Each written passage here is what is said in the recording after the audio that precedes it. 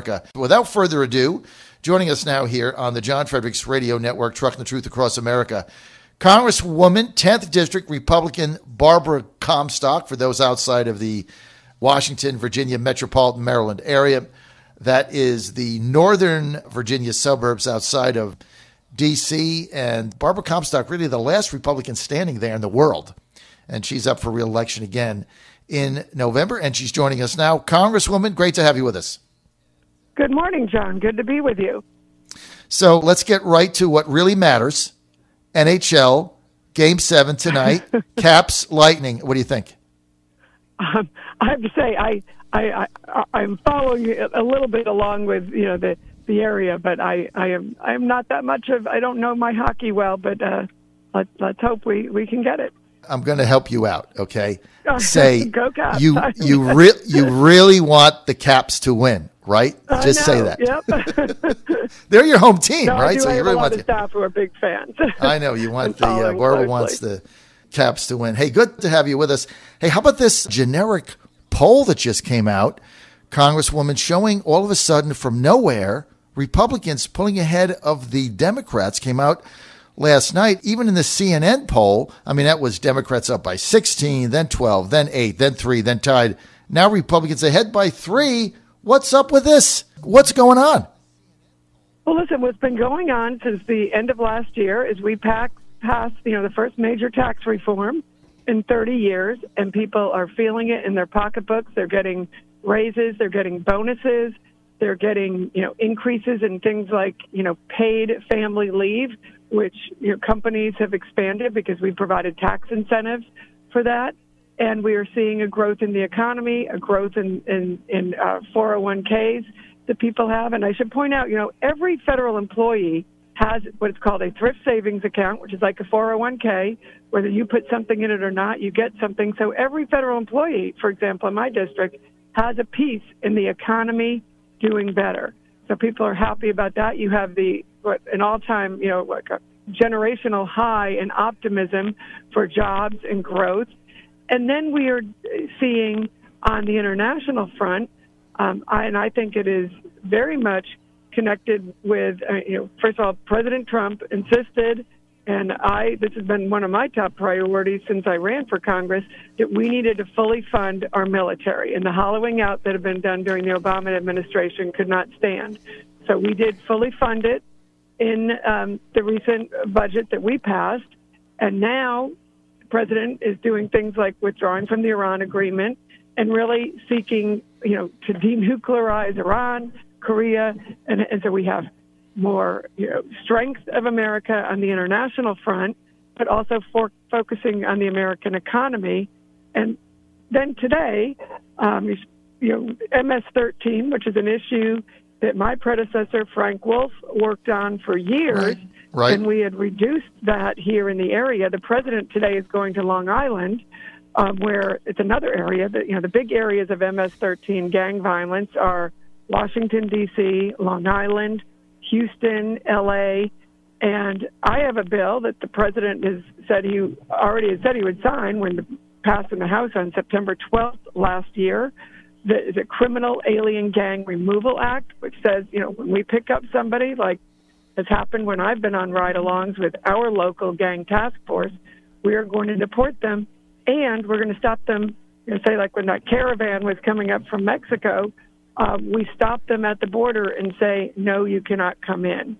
And so that's a real simple bill that has already passed the House with bipartisan support. We need to have people like Heidi Heitkamp and Joe Manchin and Claire McCaskill and those folks be held accountable for either they vote for that bill and to keep MS-13 out or they don't. And then I also have a bill that is now passed the Senate, got amended a little, so it has to go through the House again, but will fund our gang task forces. And that's exactly what my gang task force says they need. They need more resources to be able to be out on the street, monitoring this, educating the community about the threat. We know MS-13 preys on their own people in their own neighborhoods. So we need our gang task forces to be in there protecting those neighborhoods, keeping those kids out of gangs, and keeping these grisly, horrible murders that have happened. There was one in the Washington area not too long ago where they nearly decapitated somebody and left the body on a playground for school children to find the next day. It's unbelievable. People stabbed and left in the woods. And every time we hear about these brutal murders, you know immediately when it's MS-13 because it's knives, it's multiple stabbings, it's really torturous, brutal kind of things that we need to put an end to. And we have bipartisan support to do it. And the president's right on pursuing this. And I hopefully will get my bill up here in the House if we aren't having Democrats play games on it because they've voted for it in large numbers, just a few weeks ago. Well, we'll see what happens now. A lot of times, as you know, the Democrats will play politics with this stuff. Although I do want to point out that Mark Warner voted for Gina Haspel, and I want to thank Senator Warner for that vote. That's statesmanship. And as you know, Congresswoman, I've gotten a lot of flack for backing Mark Warner in his reelection bid in 2014. You were one of the people that charted me on that. I remember it. But look, we need statesmen, and I thought Mark Warner did the right thing. And, well, actually, I put out a statement praising Mark Warner for doing that myself because I thought that was the right thing to do. She was a career employee. I think we've talked about it. And I think that was also someone who had advanced women in the CIA, certainly not a traditional career field where women were at the top. And she had been somebody who had done that. And I think it was a very good move on Senator Warner's part, and I appreciate he didn't play politics with that. You're on the John Fredericks Radio Network, trucking the truth across America. You're with Barbara Comstock. She's a Republican Congresswoman from the 10th District of Virginia. That is the Northern Virginia suburbs just south of Washington, D.C., heavily Democratic area. She's the last Republican standing in Northern Virginia. I think her and there's one member of the House of Delegates up there. His name is Tim Hugo, if you're not familiar with the area. And that's it. I mean, you can't find another elected Republican in that whole area. But he's a great colleague. I'll tell you, he really is a good guy. Great job. He worked with me. I know he's doing a good job. So one of the first bills we had dealing with MS-13 in the State House was a bill that I passed back in 2012 or 13 or so. I think maybe 2012, that said we increased the penalties on human trafficking when gangs like MS-13 were involved because we heard back then how they were trafficking young girls and even more so than drugs or other things. And so and the police came to us who were working on human trafficking issues and alerted us to this. So you'll be amused, John. The other day, my Deputy Chief of Staff, Communications Director, who I know gets an email from the Washington Post saying, "Hey, are you guys doing anything about MS-13?"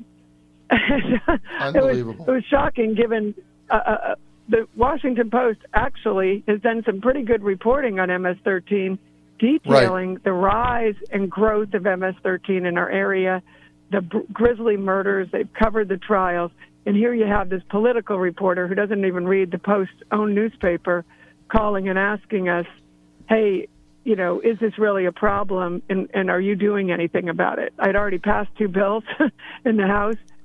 His own newspaper has covered what a detailed problem it is. And, this is the kind of thing we deal with. Well, you go from familiar with their own newspaper. You go from fake news to no news. I mean, that's basically it. You get a call, and I know. Yeah, we got to tell them, Google my Washington Post, the Washington Post, and MS-13, and you can find the answers to the questions that I am just stunned that. Unbelievable. It's Antonio Olivio. He covers politics in Washington. Didn't even know his own newspaper. And this is the kind of nonsense we get. On a serious problem that should not be partisan, and it's not. My bills have been broadly bipartisan supported. Senator Cornyn carried the bill to put more resources, which is what, I think it was unanimously passed in the Senate. And that's why we just need to put it on the House floor today or, early next week, because these things are happening in our communities, these grisly murders, but it's also these young people who are being victimized, who are in those communities, and, that's what they victimize their own, and people who've fled their country to get away from MS-13 turn around, and here they are in their own neighborhoods, and that's outrageous, and it needs to stop. It really does, and I appreciate the fight that you're making there.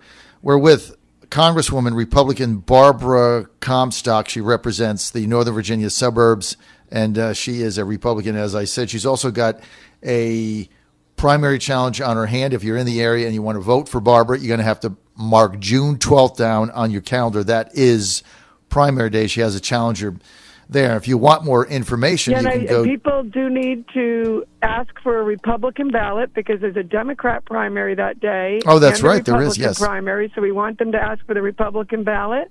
Vote for Barbara Comstock. I've been endorsed by John Bolton and his PAC, George Allen, of course, my colleague and former Congressman Frank Wolf, as well as all of our local elected officials in Loudoun and Fairfax and those, and I think somebody you know from this show and from the campaign, David Bossie, the deputy campaign manager for the Trump campaign. Dave's a good guy. 2016, and I'm pleased that Vice President Pence has already worked with us to start up a fundraising victory committee, because he knows, those of us who are getting targeted, particularly the women candidates, the women Republicans get targeted extra hard by the Democrats. So I appreciate the Vice President's efforts with myself and quite a few of us to make sure we take advantage of what is now, I think, turning more to a hold the Senate Republican advantage, because we are getting the work done. Peace.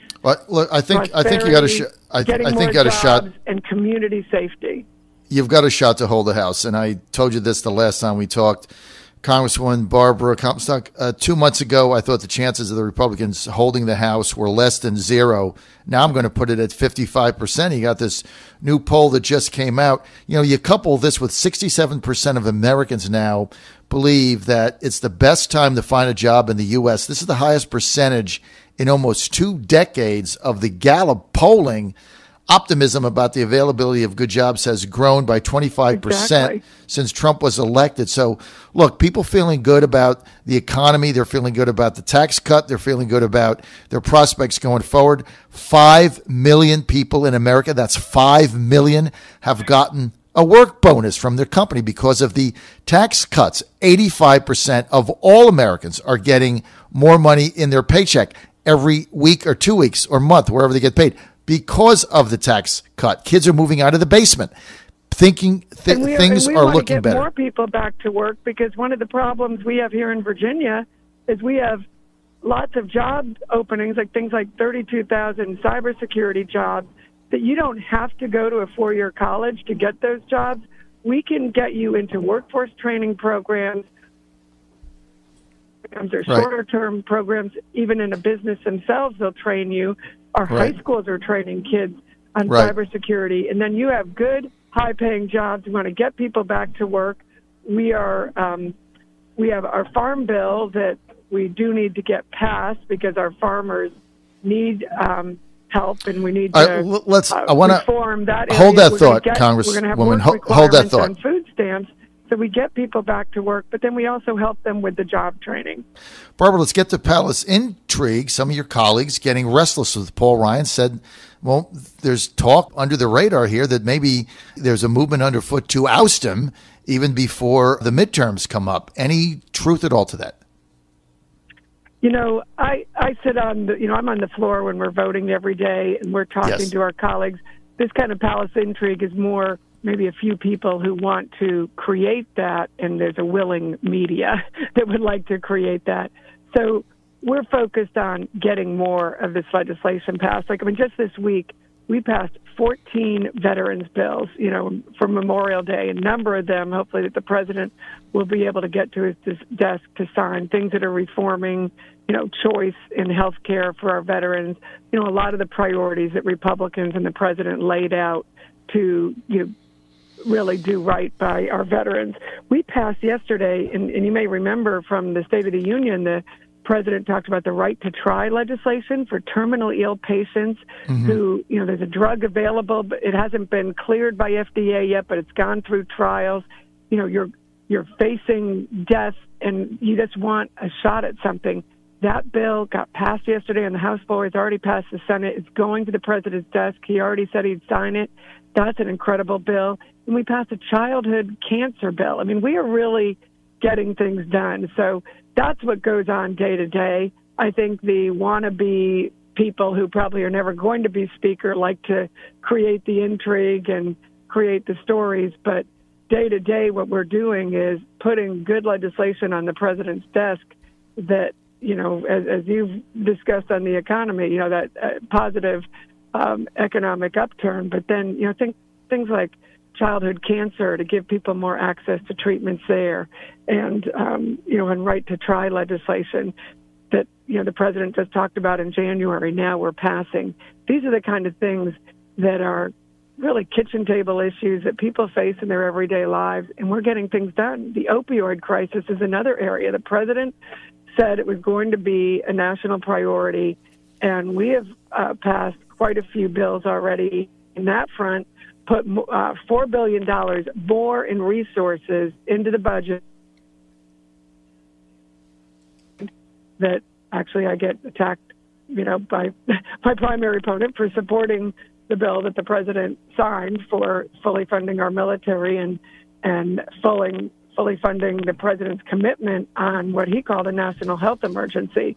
So I think people see that we are responding to their kitchen table issues, the things that get people back to work, that get money in their pockets and make us safer in our communities and healthier. And I think the more Republicans focus on that and not the palace intrigue and the infighting, you're going to see those numbers continue to rise. Sounds like you're saying that Paul Ryan isn't going to get deposed. I'll take that on face value.